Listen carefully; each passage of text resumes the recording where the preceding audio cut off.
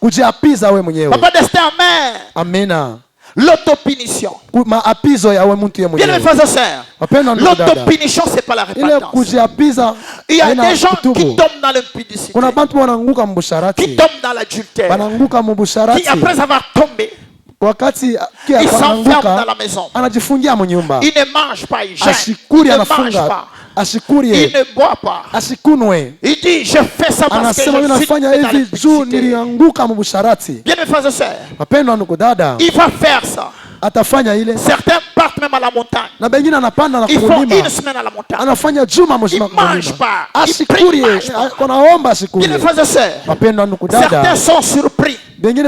Seulement la montagne où ils sont partis pour prier. Une autre sœur tombe prier. Mais il tombe avec cette sœur à la montagne. Pourquoi? Parce qu'ils ne comprennent pas. La repentance ce n'est pas l'autopunition. La repentance ce n'est pas l'autoprivation. La repentance ce n'est pas la confession. Ce n'est pas la demande du pardon. Mais la repentance, c'est cet engagement. C'est cet engagement de vouloir chercher les changements. De vouloir chercher les changements. La repentance, la véritable, elle commence avec le regret de la personne. Lorsque la personne écoute la parole, lorsque la personne apprend la vérité de l'évangile, la personne regrette de sa vie passée, regrette de comment il vivait. Et la personne se dit, désormais, je ne vais plus vivre comme je vivais. Désormais, je vais vivre pour le Seigneur. Je m'engage à ne plus poser les péchés et à éviter tout acte qui pourra m'amener au péché. C'est ça la repentance. La repentance, c'est tourner dos à sa vie passée, à ses désirs, à ses ambitions et intérêts égoïstes. Tourner dos à ces choses-là et se tourner vers Dieu pour vivre désormais selon Jésus. C'est ça la repentance. Ça veut dire, je partais dans cette direction. Je vivais selon mes ambitions égoïstes. Je faisais ce que je voulais. Je me sentais libre de vivre comme je veux. Mais je rencontre l'évangile. Lorsque je rencontre l'évangile, l'évangile me fait voir que Jésus est de ce côté ici. Si je veux être sauvé et je vais le suivre, je dois aller de ces côtés. Mais la repentance c'est quoi? C'est faire volte-face. Refuser de continuer dans la direction dans laquelle on partait et se tourner dans la direction où il y a Jésus pour que Jésus nous conduise. C'est ça la repentance. C'est pourquoi il y a des gens qui ont pleuré, qui ont crié, qui ont confessé, mais qui continuent à tomber dans les mêmes péchés. Pourquoi? Parce qu'ils n'ont pas regretté d'abord. Ils n'ont pas eu mal d'abord. Et ils n'ont pas pris la décision de changer. La véritable repentance commence avec la décision de changer. Avec la décision de changer. S'il n'y a pas encore la décision de changer, il n'y a pas de repentance. La décision de changer, c'est ça. Lorsque tu prends la décision de changer, c'est ça le commencement de la repentance. Pourquoi? Une fois que tu as déjà pris cette décision, même s'il arrivait que tu arrives à te tromper, tu arrives à tomber, comme si tu as déjà décidé de changer, tu vas te relever, tu ne vas pas rester là, tu vas continuer parce que tu as déjà pris la décision de changer. C'est ça la repentance. C'est ça que nous appelons le premier pas vers le salut. Si quelqu'un vient dans une église, prie dans une église, donne des offrandes dans une église, et il fait des années dans une église, mais s'il n'a jamais pris la décision de changer et de vivre pour Jésus et de vivre selon la parole de Dieu, il n'a jamais connu la repentance. Et il ne sera jamais sauvé. C'est clair, s'il vous plaît. Amen. Amen. Amen. Le premier pas vers le salut. C'est ça la repentance. Maintenant, dans le langage biblique, la Bible parle d'un verbe connu bien en grec. C'est le métamoia. Métanoia. Le métanoia là. Métanoia. Certains parlent de métanoïa. Ce qui est vrai, ce sont des verbes. Lorsqu'on conjugue ça, on peut prononcer ça autrement. Lorsque c'est un mot, repentance, on prononce ça autrement. Repentance, en grec, il y a métanoïa, ce sont des... Lorsqu'on conjugue, ça varie lorsqu'on conjugue. Amen. Amen. Ok, balancez-nous déjà Psaume chapitre 1. Je vais expliquer certaines choses. Mais dans le langage biblique, lorsqu'on parle de la repentance, je vous ai donné Romains chapitre 6. Pour nous aider à comprendre bien le sens biblique de la repentance. Par rapport à Christ. Parce que l'évangile, c'est la mort de Christ pour nos péchés. Son ensevelissement pour faire disparaître la preuve de notre culpabilité et sa résurrection pour notre justification. C'est ça l'évangile. Si on te demande dans votre église quel est le message qu'on vous prêche dans votre église, quel est l'évangile que vous croyez dans votre église, soit simple.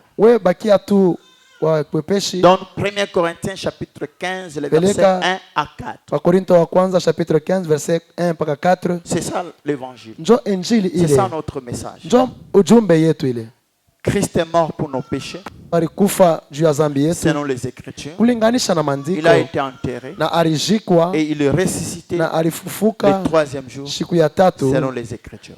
C'est ce que nous prêchons. La mort de Christ, l'enterrement de Christ et la résurrection de Christ. C'est ça le message que nous prêchons. Nous n'avons pas un autre message. Maintenant, tout ce que nous parlons là, enlèvement, il y a ça. C'est clair, s'il vous plaît? Amena. Il y a ça. Toute la Bible, il y a ces trois choses. La mort de Jésus, l'enterrement de Jésus et la résurrection de Jésus.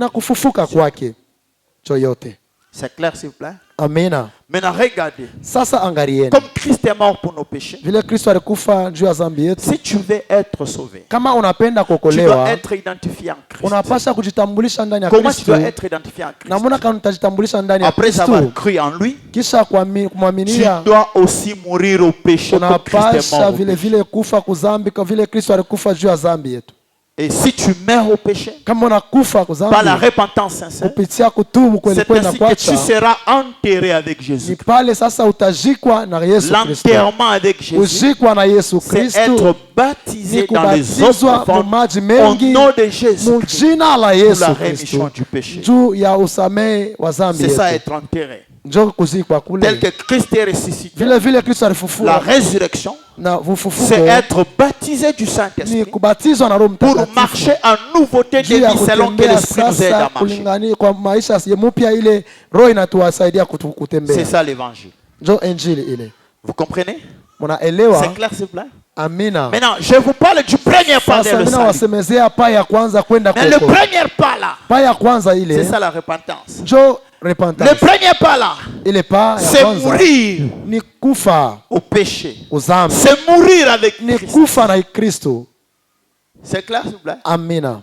Amen. Amina. Si tu meurs avec Christ, ça veut dire que tu es mort au péché. Si tu es mort au péché. Ok, attends. Bon. Wow, je meurs. Joe, tape-moi. Joe, insulte-moi. Dis talalibanzi na yo. Unionesha sema angalia kalivisi yako. Tala basuki ya pembe. Angalia mandevu ya mweupe vile. Quelqu'un qui est mort. Ule muntu ashakufa. Lorsqu'on l'insulte, il n'entend plus. Banamutukana. Lorsqu'on le tape, il ne sent plus rien. Wakati banamupika asishike tena kintu. Jua ashakufa ni mufu ni maiti. Et là ba problème tozana nango. Mambo ya mingi tuko nayo. Tuko bantu bale barikauka barijimia tu.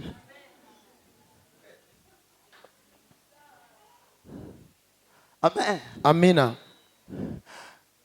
Ces soldats romains à la croix. Ces soldats romains. Ils arrivent à la croix. Ils voulaient faire descendre tous les corps. Il y avait beaucoup de personnes crucifiées avec Jésus. Bon, la Bible nous parle de deux personnes. Mais l'histoire dit qu'il y avait beaucoup de personnes. Maintenant, il fallait qu'on les prenne, qu'on les enterre avant les sabbats. Lorsqu'ils se sont approchés de la croix, ils se sont rendus compte que les brigands qui étaient avec Jésus à la croix, ils n'étaient pas encore morts. On a brisé leurs os pour précipiter leur mort.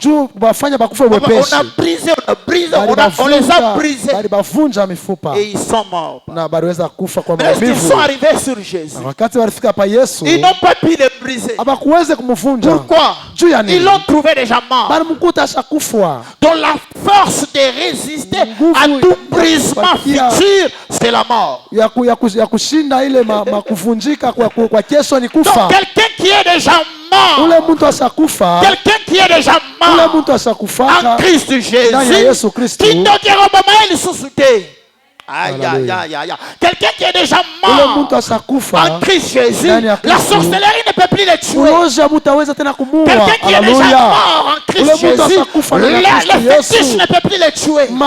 Donc il est déjà mort. On ne peut pas mourir deux fois, on ne peut pas mourir trois fois, on ne peut pas mourir quatre fois. Si on est déjà mort, la famille ne peut plus te tuer, la sorcellerie ne peut plus te tuer, le monde de ténèbres ne peut plus te tuer, même le monde d'ici n'aura plus de pouvoir sur toi parce que tu es déjà mort. L'église est affaiblie aujourd'hui parce que dans l'église, au lieu que dans l'église, qu'il y ait des gens morts au péché, morts avec Jésus, mais dans l'église, il y a des gens qui étaient juste évanouis. Basala sambla okufa. Et babatiza bango. Lorsqu'ils ont fait semblant de mourir, on les a baptisés. Comme ils ont fait semblant de mourir, ils vont se conformer. Voilà, ils vont se conformer. Ils ont commencé à se conformer. La façon de marcher des morts qui sont morts. Mais eux n'étaient pas morts. Ils ont commencé à se conformer. La manière des gens qui sont morts, ils parlent. Pendant qu'ils n'étaient pas morts, les jours où tu vas le faire mal, c'est les jours où tu comprendras qu'il n'était pas mort dedans. Hallelujah. Amen. Amina. La faiblesse de la chrétienté aujourd'hui, c'est que le premier pas n'a pas été fait. Je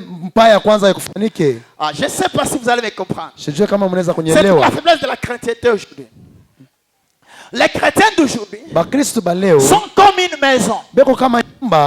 Une maison, un étage qui a été construite sans préalable creuser et placer la fondation.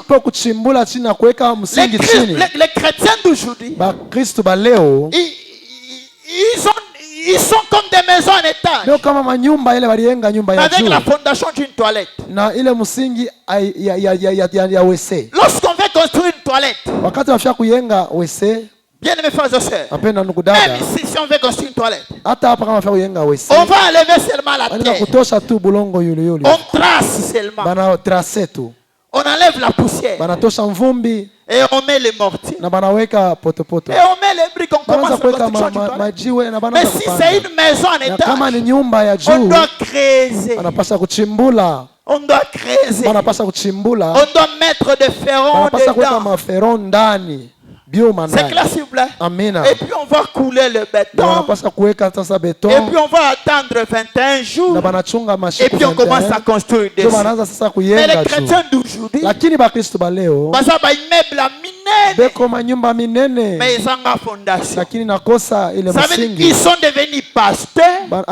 Ils sont devenus prophètes. Ils sont devenus ministres dans les choses de Dieu. Mais ils n'ont pas connu le premier pas. C'est pourquoi ils s'engrossent dans des églises. C'est pourquoi il y a n'importe quoi dans des églises.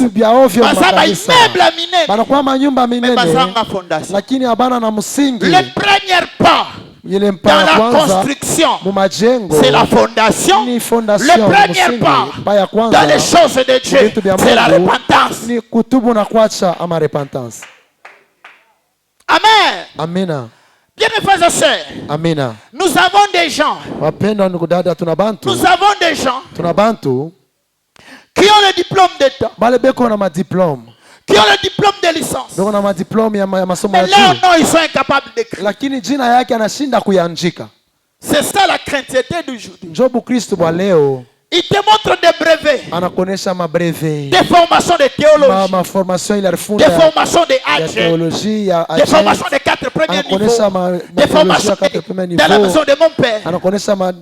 maison de mon père. Mais les premiers pas, il ne l'a pas fait.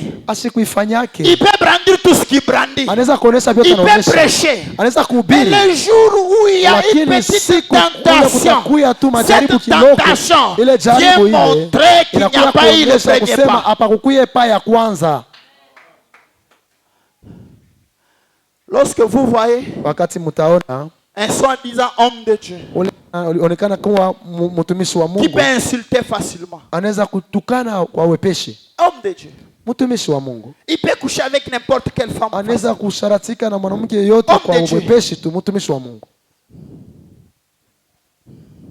Un enfant de Dieu, un chrétien, il peut voler facilement. Il peut mentir facilement. Un chrétien, il peut mentir contre quelqu'un facilement. Il dit des choses que tu n'as pas dit facilement. Il ne pense même pas que l'enfer existe. Pourquoi ça? Le premier pas. Le premier pas. Le premier pas ya kwanza. Quelqu'un qui n'a pas fait l'école primaire, ni première, ni deuxième, ni troisième. La première, deuxième, troisième. Vous le prenez directement. Vous le mettez en 5e décimale. Pour qu'il se prépare pour présenter l'examen. Il va passer. Il aura l'examen d'État. Examen sélectif. Il aura le diplôme. Mais dedans, ça sera vite. Nous avons des gens qui ont l'apparence d'être des diplômés dans les choses de Dieu, des licenciés dans les choses de Dieu. Mais dedans, c'est secret. C'est vide. Muko wazi. Amen. Amina. Alléluia. Amina. Bien-aimés frères et sœurs. Wapendwa ndugu dada. Toute réussite. Kuweza kote. Tout succès. Yote kavumu. Toute bénédiction. Baraka yote. Qui peut paraître être bénédiction. Inaweza kuonekana kuwa baraka. Qui peut paraître être succès. Inaweza kuonekana kuwa kavumu. Qui peut paraître être réussite. Inaweza kuonekana kuwa sans le premier pas. Pasipo kupiga pa ya kwanza, haina kuweza, haina kubaraka, haina parce qu'il est question de temps. Mambo ni wakati tu. C'est comme tel que je vous ai donné l'exemple d'une maison en étage. Papa, on construit très vite. On a terminé, on met les jipons. On met le ça devient très beau. Ça devient très beau. C'est question de temps. C'est par rapport à intempérie qui couille. Lorsque la température viendra, vous allez voir, tout sera à terre. Alors, baraka yote na baraka, succès yote ana succès, kuweza kote na kuweza, mambo ni wakati, tuchike wakati, kuweza kwa bia kweli, kunaanzaka na premier pas. Commence avec le premier pas. Alléluia. Merci Jésus. Amen. Amina. Alléluia. Amina. Maintenant le problème, les gens n'aiment pas le premier pas. Oui. Ndio. Même dans le monde on dit. Hata mdunia banasemaka. C'est le début qui a toujours été difficile. Ni mwanzo jana kuwaka nguvu. Et c'est vrai. Na ni kweli. C'est le premier pas qui a toujours été difficile. Ya kwanza jana kuyaka nguvu. Dans les choses de Dieu.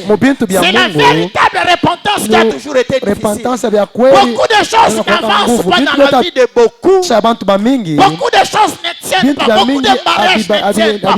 Beaucoup de ménages ne tiennent pas. Beaucoup de business ne tiennent pas. Beaucoup de choses ne tiennent pas. Pourquoi le premier pas n'était pas le bon? Pas ya kwanza ikukuye mzuri.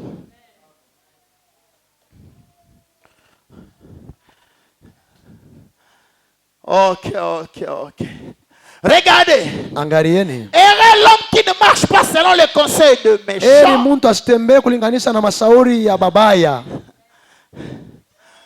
Je suis vraiment confus ici. Je suis tenté à parler de 3-4 choses. Mais je cours aussi derrière le temps, mais je vais y aller. Regardez. Et celui qui ne marche pas selon les conseils des méchants, qui ne s'arrête pas sous la voie des pécheurs, et qui ne s'assied pas en compagnie des moqueurs. Dans les contextes bibliques, on nous parle de quelqu'un qui ne marche pas selon le conseil des méchants. Ça veut dire quoi? Sa conduite, sa marche, sa façon de faire les choses, il ne le fait pas selon le monde, mais il ne le fait selon la parole de Dieu. Voilà un homme heureux. On dit qu'il ne s'arrête pas avec des moqueurs. Ça veut dire il ne passe pas du temps avec les moqueurs. Ça veut dire il ne se tient pas au milieu des moqueurs. Et troisièmement, on dit qu'il ne s'assoit pas en compagnie des moqueurs.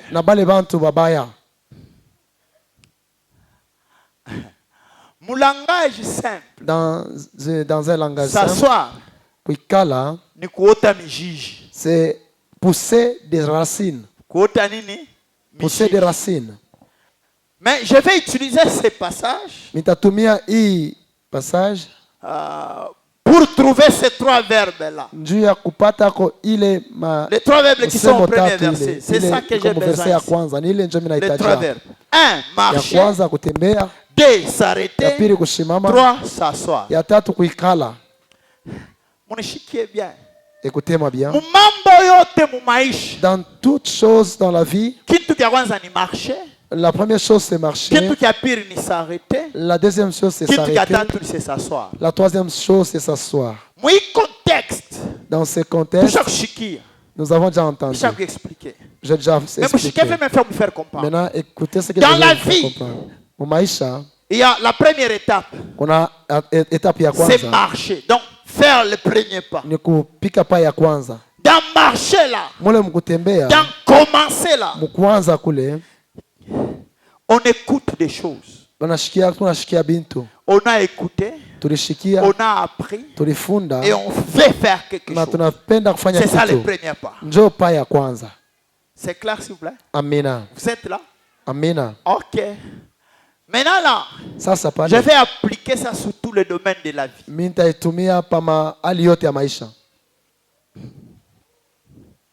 Tu veux faire le business. Tu veux entrer dans le mariage. Tu veux réussir dans tes études. La première des choses que tu cherches, c'est informer. N'est-ce pas? C'est informer. Celui qui n'écoute pas, qui ne marche pas selon le conseil des méchants, c'est s'informer. Lorsque tu t'informes, tu prends connaissance des choses, tu te renseignes. Où le sœur en cette sœur, elle est comment? Parce que je veux me marier. Où le frère en Kalaraje? Et comment il m'a dit qu'il veut me marier? Je vais commencer à partir on s'informe. C'est comment on se renseigne. C'est clair, s'il vous plaît? Amina. Je vais faire la médecine. On s'informe, on se renseigne. Ça se passe comment? Je prends ces exemples pour vous permettre la compréhension. Mais lorsqu'on s'informe, lorsqu'on se renseigne, on est censé maintenant faire le premier pas. Vous comprenez, s'il vous plaît? Amina. Faire le premier pas. Lorsqu'on fait le premier pas, on ne doit pas s'arrêter au premier pas. Lorsqu'on fait le premier pas, on doit maintenant s'arrêter. S'arrêter là, c'est chercher à tenir debout. Je dis ici, je commence à parler ce qui concerne le domaine de la vie. Mais ça touche même aussi les problèmes de la foi, les problèmes du salut. Tu as reçu la parole, tu as accepté Jésus, tu fais le premier pas, c'est la repentance. Maintenant dans le business, c'est autre chose. Tu fais le premier pas. Dans les études, c'est autre chose. Dans le mariage, c'est autre chose. Tu fais le premier pas. Tu ne dois pas rester au premier pas. Après avoir fait le premier pas, tu dois rester tu dois chercher à rester debout. C'est ça, s'arrêter. Si tu fais le premier pas et que tu ne restes pas debout, tu vas tomber. Dans n'importe quel domaine de la vie. Mais lorsque tu fais le premier pas, et la deuxième des choses, c'est s'arrêter, rester debout. Et la troisième des choses, c'est s'asseoir. Je vous ai dit s'asseoir, c'est pousser les racines.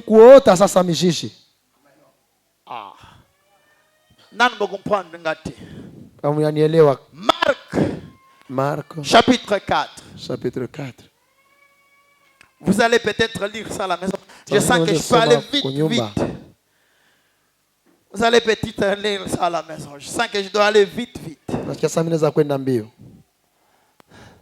Ok, je vous donne les passages bibliques que je vais travailler avec.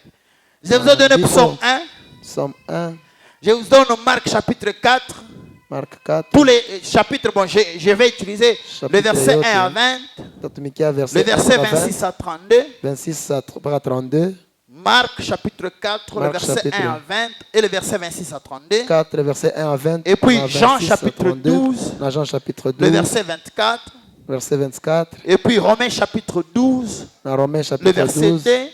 Verset 2. Et puis Actes des Apôtres chapitre 3, Actes des Apôtres chapitre 3. 29 à 20. Verset 29 à 20. 19 à 20. 29 à 20. Et 19 à 20, oui, 19 à 20. 19 à 20.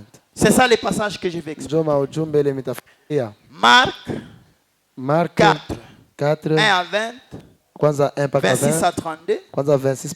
Jean chapitre 12, verset 24. Romains chapitre 12, verset 2. Actes des Apôtres, chapitre 3, verset 19 C'est un petit message que je peux prêcher même dans 10 minutes. Maintenant, mon souci était d'introduire pour faire comprendre ça. Mais c'est un petit message que je peux prêcher dans 10 minutes.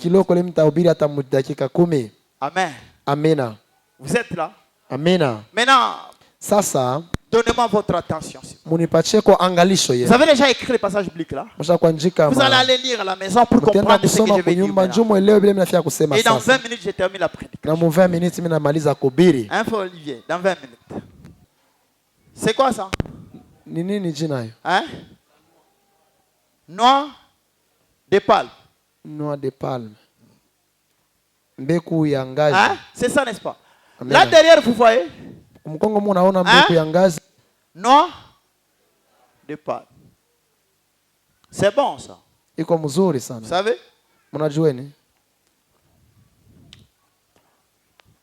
C'est bon.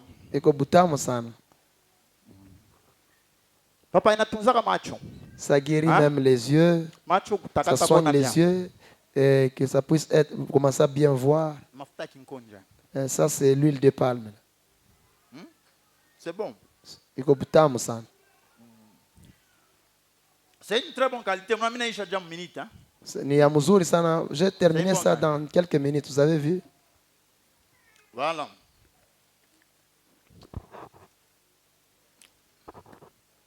C'est une bonne qualité. Hein? Dans quelques minutes, j'ai terminé ça. Maintenant, vous voyez? C'est noir ici.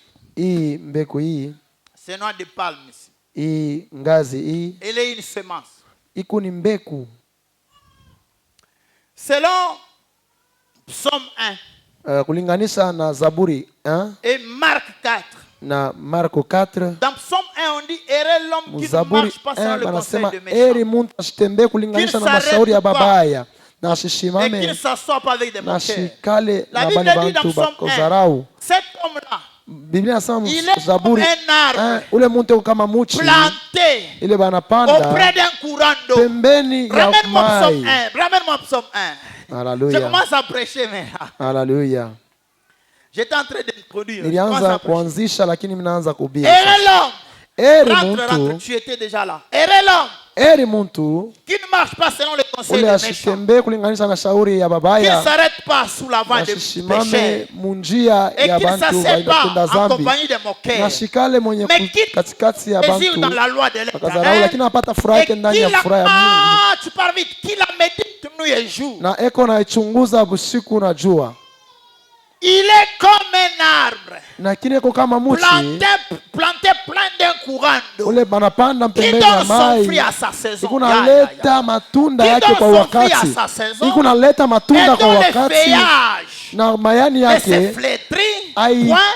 Tout ce qui fait reste là. Tout ce qui fait quoi? Tout ce qui fait quoi? Hapana mama. Tout ce qui fait quoi?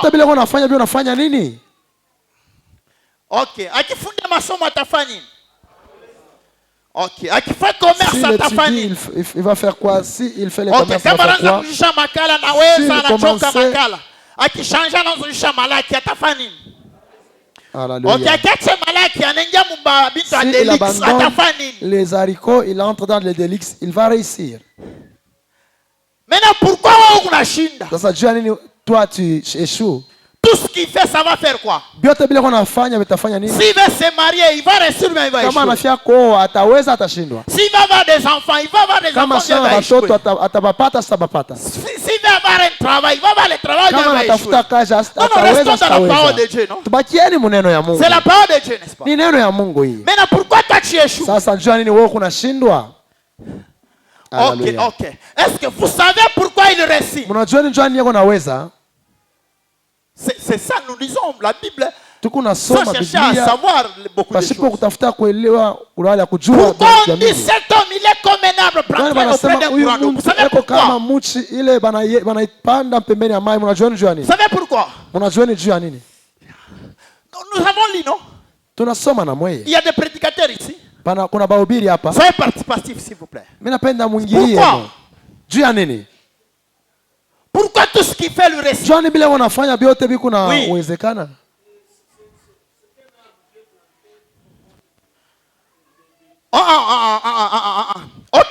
Ok.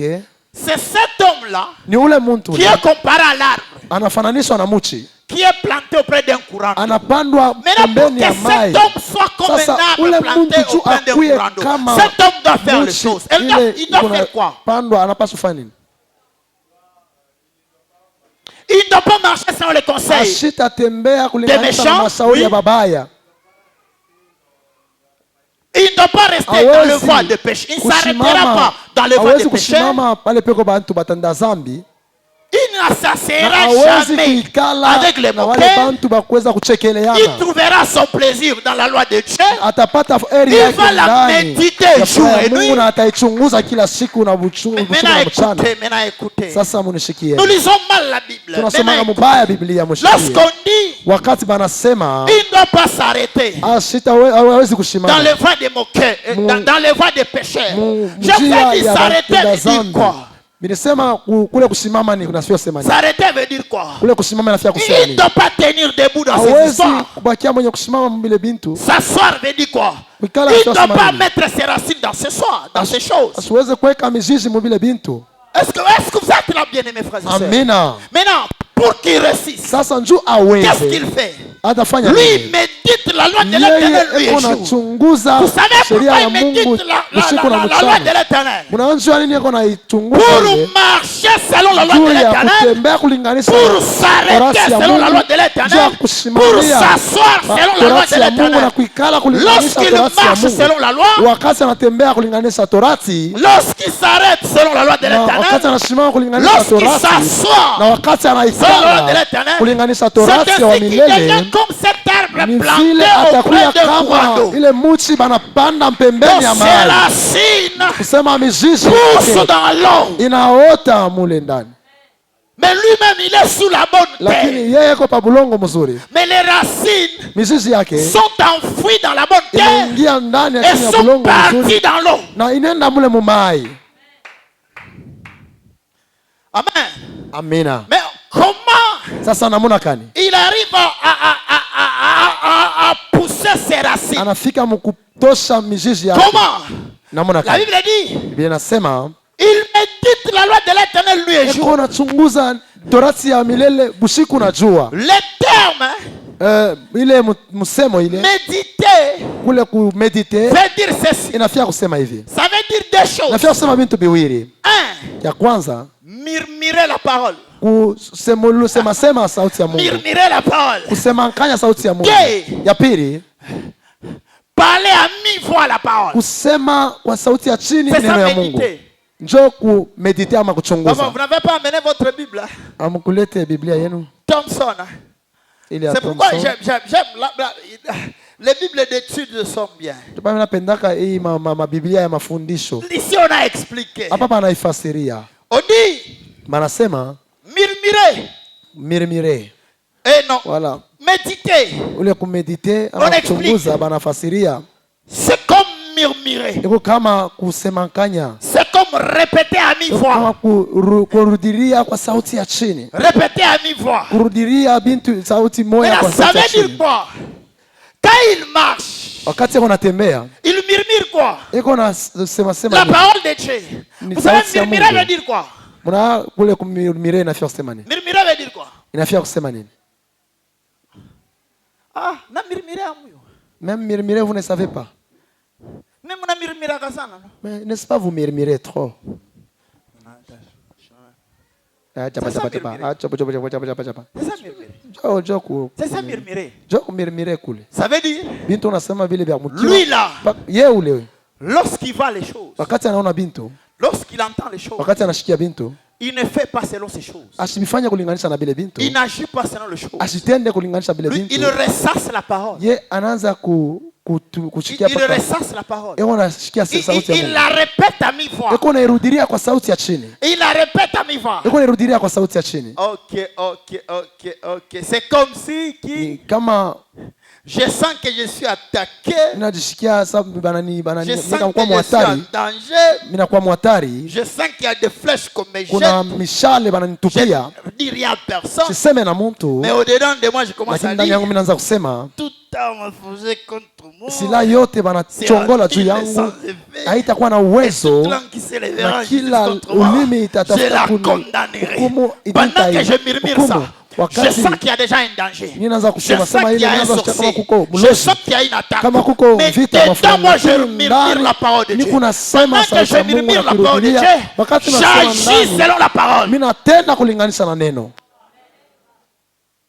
C'est clair, s'il vous plaît. Amina. Maintenant, cet homme-là, il devient comme un arbre planté où? Auprès d'un courant. Lorsqu'on parle de l'arbre, vous voyez quoi? La semence. Donc, selon Psaume, nous sommes comme un arbre. Voilà. Selon Psaume 1, nous sommes comme un arbre. Selon Marc 4, Marc 4 lui donne les détails. Selon Marc 4 dit, nous sommes une semence. Maintenant écoutez ce que Marc dit. Un semeur est sorti. Il a commencé à jeter la semence. Une partie est tombée tout au long de la route. Les oiseaux sont venus, ils ont mangé son partie.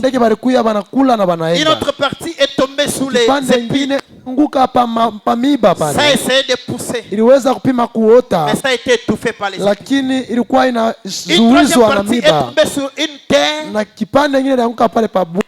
Mais qui avait des pierres dedans. Ça a poussé. Ça arrivait à un certain moment. Ça ne pouvait plus avancer. Parce qu'il y avait trop de pierres. Ça s'est arrêté là. Mais la quatrième partie, elle est tombée sur une bonne terre. Ça a poussé. Ça a donné des fruits.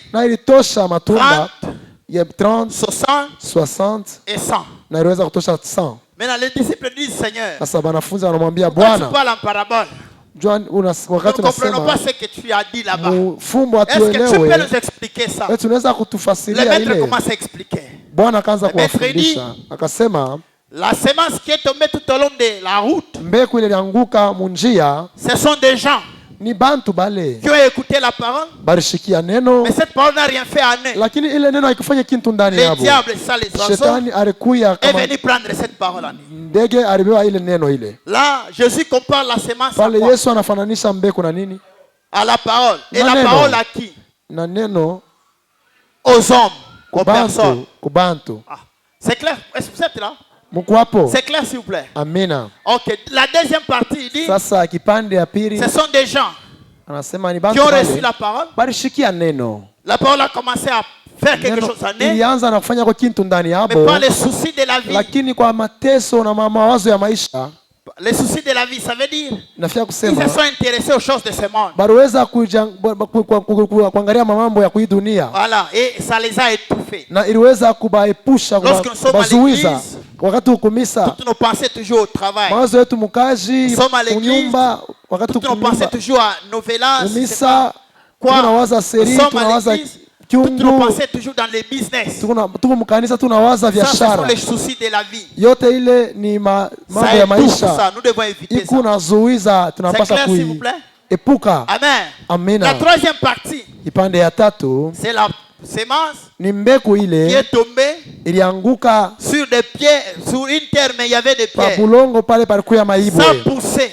Ça atteint même ces niveaux ici. Mais ça ne peut pas avancer. Vous voyez ces palmiers ici? Il était comme ça au départ. Il a poussé, il est arrivé là. Vous voyez le palmier qui est là? Dans l'époque qu'il est là, il ne peut pas avancer, aller loin. Vous savez pourquoi?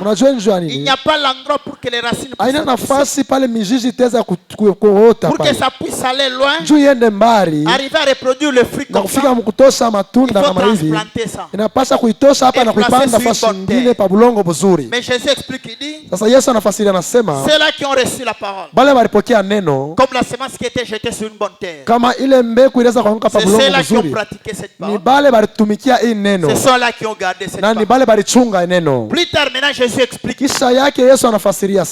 pour expliquer que ces gens-là qui ont reçu la parole, comme la semence qui a été tombée sur une bonne terre, sont comme une semence qu'on a jetée. Qu'on veille ou qu'on ne veille pas, ça va pousser, ça va grandir, ça deviendra un grand arbre. Est-ce que vous êtes là s'il vous plaît?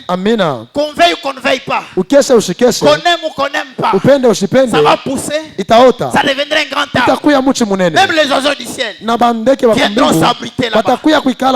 Amen. Et là je commence à expliquer. Tout ça, c'était des illustrations pour que je puisse prêcher. Maintenant je vais prêcher. Je vous ai dit, si je vais prêcher, je vais prêcher dans 10 minutes. Et je commence maintenant à prêcher dans 10 minutes.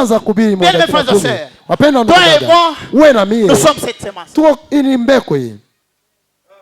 Est-ce que tu crois que tu es comme ça? Qui croit qu'il est comme ça? Hallelujah. Mais écoute-moi bien. Sasa nishikie mzuri. Moi et toi, mimi na wewe, nous sommes comme cette semence. Tuko kama hii mbegu hii. Si tu crois que tu es comme ça, kama unaamini kusema uko hivi, donc en toi, kusema ndani yako, en moi, ndani yangu, il y a ces palmiers. Muko hii muchi ya ngazi. Hallelujah. Amen. Amina. Si tu crois que tu es kama ça, unaamini kusema uko hii, tu es la personne qui a reçu la parole et qui est sous la bonne terre. Tu es comme cette semence ici. Mais dedans ici, il y a les palmiers. Dedans ici, il n'y a pas seulement les palmiers. Dedans ici, il y a les balais. Dedans ici, il y a l'huile de palme. Dedans ici, il y a le vin de palme. Dedans ici, il y a un ombrage pour les gens. Dedans ici. Dedans ici. Je suis venu dire à quelqu'un, tel que tu es là, en toi, il y a un arbre. En toi, il y a les balais. En toi, il y a de l'huile de palme. En toi, il y a le vin de palme. En toi, il y a un ombrage pour un grand nombre de personnes. En toi, il y a beaucoup de choses, beaucoup de biens, beaucoup de bénédictions, beaucoup de richesses, beaucoup de choses. Le problème, c'est poser le premier pas. C'est ça le problème. C'est poser le premier pas. Tel que tu es là, tu as tout en toi. Mais si tu restes comme ça, tu ne donneras pas ce que tu es. Tu ne donneras pas tout ce que tu as en toi. En toi, il y a des richesses. Mon Dieu, en toi, il y a un ministre. En toi, il y a beaucoup de âmes qui seront sauvées. En toi, il y a d'autres pasteurs qui sortiront. En toi, il y a des prophètes. Il y a des rois qui sortiront en toi. Il y a des ministres qui sortiront en toi. Amina. Mais il faut que tu poses le premier pas. Si tu restes ici, rien ne va se passer. Tu dois accepter d'être mis en terre. Lorsqu'on te met en terre, tu seras étouffé par la terre. La chaleur de la terre, ça va t'étouffer. Ça va te faire mal. Ça va t'étouffer. Mais ce n'est pas la fin. C'est un processus qui vient à peine de commencer. Amen. Amina. Si tu dis, kama unasema, je ne vais pas être étouffé, je vais sortir, tu sortiras, tu resteras tel que tu es. Il n'y aura rien qui va se passer. Accepte d'être enfoui dans la terre. Accepte d'être enfoui dans la terre. Lorsque tu vas rester dans la terre, à un certain moment, le premier pas va s'opérer. Le premier pas, c'est pourrir. C'est mourir. Tu dois mourir. Tu dois mourir. Tu dois pourrir. Tu dois mourir. Bien mes frères et sœurs, lorsqu'on parle du changement, les gens voient les choses autrement. Les vrais changements viennent toujours avec la mort. Toujours avec la mort. Pour qu'il y ait un changement. Pour que ces semences cessent d'être semences et deviennent un palmier. Cette semence doit accepter que son enveloppe puisse mourir. Son enveloppe puisse pourrir. Son enveloppe puisse se détériorer. Et s'il y a quelqu'un qui accepte de mourir? Est-ce qu'il y a quelqu'un qui accepte d'être détérioré? C'est ça le changement. Le changement ne peut pas venir sans la mort. Le changement ne peut pas venir sans la pourriture. Tu sens que tu commences à pourrir. C'est le changement. Tu sens que ça devient difficile. C'est le changement. Tu sens que tout est difficile. Tout est bloqué. Rien ne marche. C'est le changement. C'est le changement. Alléluia. Si tu refuses la mort, si tu refuses la pourriture, si tu refuses la chaleur, si tu refuses l'étouffement, tu ne vas pas pousser. Le problème, c'est le premier pas. Beaucoup de gens veulent devenir les palmiers, mais ils refusent de mourir. Il n'y a pas un autre miracle qui peut faire à ce que cette semence devienne palmier sans la mort. Alléluia. Non, il n'y en a pas. Il n'y en a pas. Tu es célibataire. Tu veux te marier. Tu dois mourir au célibat pour devenir marié. Mais si tu ne meurs pas au célibat, tu ne seras jamais marié. Vous savez, mourir au célibat veut dire quoi? Tu es célibataire. Ne vis pas comme un marié. Tu couches avec des femmes comme mariées. Tu couches avec des hommes comme mariés. Et tu veux le mariage. Tu n'auras jamais le mariage. Tu dois mourir au célibat. Tu dois mourir. Mère au célibat. Comment on meurt au célibat? La chaleur t'étouffe. Tu sens les désirs. Mais tu acceptes de mourir. C'est comme ça que Dieu va te ressusciter dans le mariage.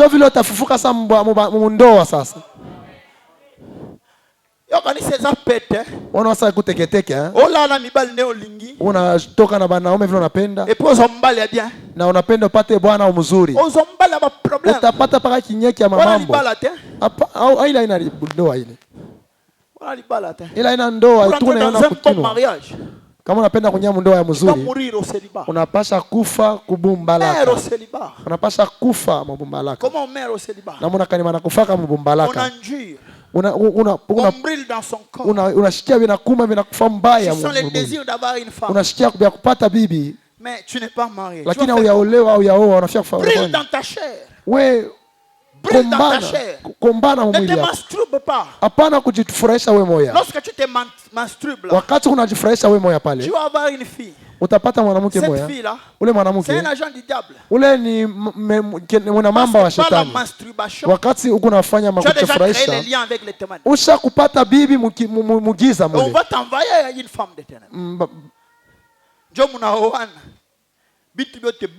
Vous vous mariez avec cette femme, tout se bloque, tout sèche. Des problèmes de difficultés. Pourquoi? Oh, depuis que je me suis marié à cette femme, elle est maudite. Mais tu as oublié que tu t'es masturbé. Tu as oublié que unaanza kujifurahisha, unaanza kutembea na mampepo. Et ces esprits-là, na ile mampepo ile, ce sont incarnés maintenant dans une fille que tu dois épouser. Inaingia sasa mwanamke ule unapaswa kuoa ule. Kama unaifanyaka, la meilleure façon de changer, mfano mzuri ya kubadilika, c'est la repentance sincère. Ni kutubu kwa vya kweli na kuacha. Njo tu dois mourir. Unapaswa kufa. Tu dois mourir. Unapaswa kufa. Tu dois mourir. Unapaswa kufa. Yaya. Nduku, la Bible dit, Biblia inasema certains bengine sont comme la semence kama mbegu qui est tombée sur la bonne terre, ilianguka pa bulongo mzuri, mais qui avait des pierres. Ba ile bulongo palikuwa mwile bulongo mlikuwa maibwe mule.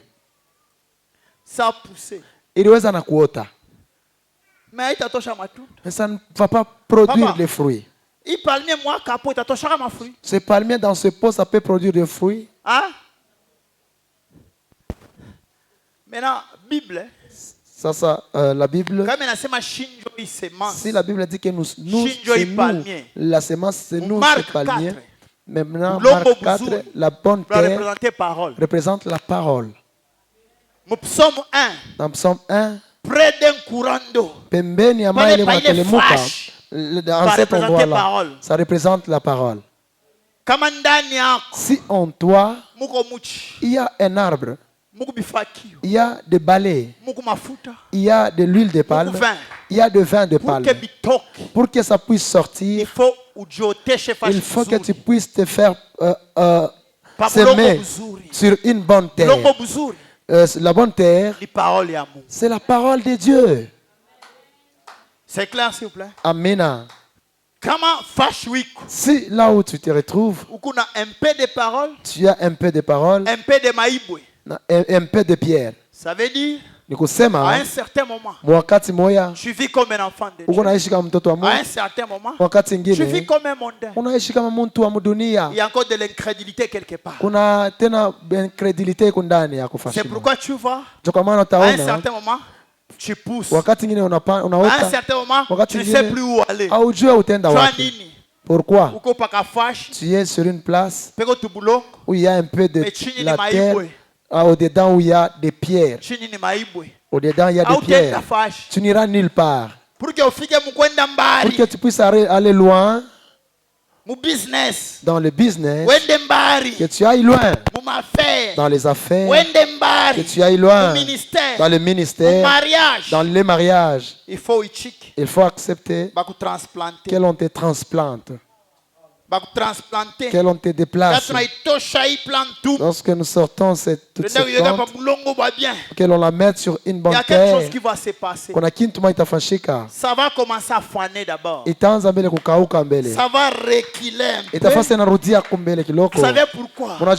Les racines doivent s'adapter. Les racines doivent s'acclimater.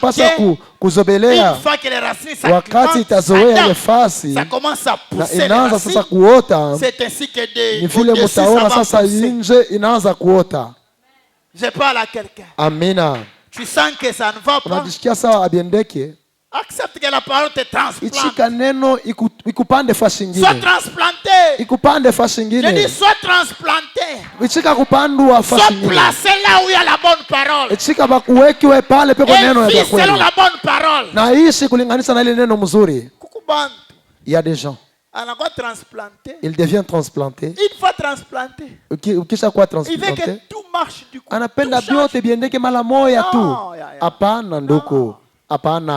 ne se passe pas. Après la transplantation, on recule un peu. Il faut kurudia tena. Alléluia. On recule un peu. Amen. Amina. Alléluia. Amina. On recule un peu. Mais lorsqu'on accepte d'être transplanté, et on se retrouve sur une bonne terre, on va pousser. On va pousser. On va aller. Bien mes frères et sœurs. Ni un homme, ni les diables, ni les esprits, ils ne peuvent pas arrêter un palmier qui est déjà. Un palmier qui a la capacité d'aller en hauteur, par exemple de 10 mètres. Si il est placé sur une bonne terre, il ira jusqu'à 10 mètres. Mais s'il est sur une mauvaise terre, il va se retrouver à 4 mètres, il bloque. Et croire que c'est ça sa terre. C'est pas ça son terre. C'est la terre qui n'est pas bonne. Lorsque la terre est bonne, le palmier peut aller même à 10 mètres. Je suis venu dire à quelqu'un des choses. La première des choses, fais le premier pas. La deuxième des choses, sois sur une bonne terre. Sois sur une bonne terre. Pour faire le premier pas, tu dois mourir. Tu dois accepter la transformation.